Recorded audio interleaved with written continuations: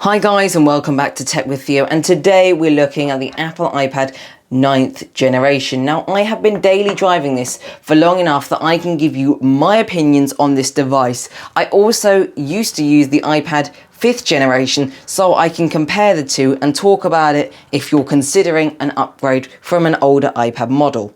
Now to start the video, we're going to be looking at the pros versus the cons of this iPad, and as with many devices, there's lots of pros and there's lots of cons, but we're going to try and narrow it down and talk about the major pros and the major cons to be as informative as possible. So to start with, the software. This iPad runs iPadOS 15.6.1, which is the latest iPadOS software, and Apple have a great history with always updating their products, some products even being updated for up to 6 years. Whilst Apple aren't always the most imaginative with software, such as bringing loads of camera features, it's always fluid and smooth and fast to respond when you're opening applications. The other benefit about security updates and other updates that you get with your iPad is that it will last for generations to come. So even my iPad 5th generation, which I recently upgraded from, like I keep talking about, was up to date until I upgraded. So you'll be sure to know that your Apple product will last for a long while. Now, another part of this device I want to touch on is Apple support, because Apple is great with support and they have loads of helpful guides on their site depending on what product you have, and also there's always live chats and calls if you ever need help. They also give you tips and tricks if you're new, and I will happily admit that if you're new to Apple as a brand, it's super intuitive. You can use swipe gestures or the home button, and it's very easy to set up as the iPad guides you through it. Now, I'm just moving to something that people will find very significant, and this is battery life. Now, in my opinion, this battery is very good. I've never really had a time where I think it's draining particularly fast, and I have been using this, like I say, as my daily driver for quite a while. This iPad is generally very good for streaming content, videos, and many other things that you want to do in day to day. Now, I am stood just a few centimeters away from this iPad and the speakers are on full, and as you can hear, the speakers are very loud and very clear. Likewise, they're very easy to hear, and the bass levels and all the levels seem to be very accurate.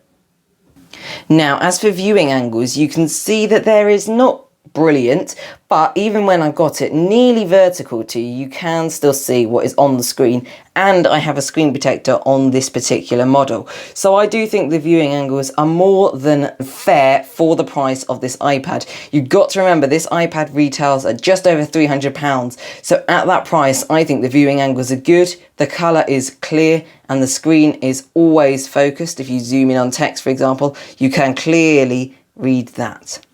Now, before I talk about the cons, I'm going to talk about one pro, which is Touch ID. I find Touch ID to be extremely fast on this device. So look, I just tap my fingerprint and I'm in. So it's, in some cases, it's better than Face ID because you're naturally reaching for the home button. So I think in most cases, it's so efficient that actually Touch ID is definitely included in the pro.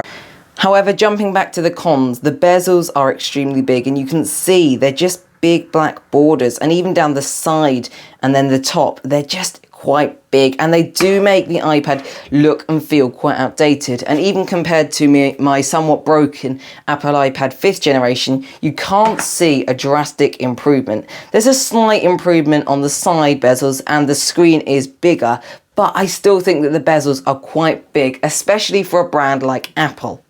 To be blatantly honest, when Apple is working on reducing the size of the notch on products like the iPhone 13, these sort of products tend to remind you of things like the iPhone 6, where the borders are massive, or the first generation iPhone SE. Now, this is more of a neutral thing, but I will put the cameras towards the cons section. They're not particularly great, and they probably could see an upgrade. The selfie camera has definitely had the biggest upgrade. It's very hard to see, but it's there, and it does now feature, I believe, center stage, which means it will follow you around when you're on calls like FaceTime. I still think there's room for improvement, and for a company like Apple, they've definitely got better technology that they can improve and add to iPads. Do I think the iPad is worth it? Well, actually I do. The iPad 9th generation here I am using it to show this to you, costs just over £300, which I keep coming back to. And actually at this price, it's perfect. And you can see there are always deals going on. So whilst its retail price is £319, brands like Currys and John Lewis have currently got it on a sale for £299. Now, in case you're unaware or just need a gentle reminder, when I'm filming this video, the Apple event is coming tomorrow, and I am going to give you an update when the next Apple iPad is released. I believe this will be the 10th generation, and there are rumours that it will get rid of some of the borders and it will improve some of the things that this iPad has against it. At the moment though, is it worth it? I would say at the price of £299, yes it is. I just think this is blown out of the water by the 9th generation iPad. It just tends to be slow and laggy, and honestly, the iPad does it a lot better. And when you think about those software updates, I would go for the Apple iPad over any cheaper alternative tablet device. Now, I'm not boo-booing Samsung or any other cheap manufacturer of tablets, but I am saying that this iPad is really good for its price. And for your average person who just wants to be able to load apps like Amazon as quick as they can, YouTube to check out my videos as quick as they can, it will do this as good as it gets at this price range. And it is great for viewing content. Like I say, the viewing angles are more than adequate. So this is definitely a device that I would not hesitate in recommending, even in 2022.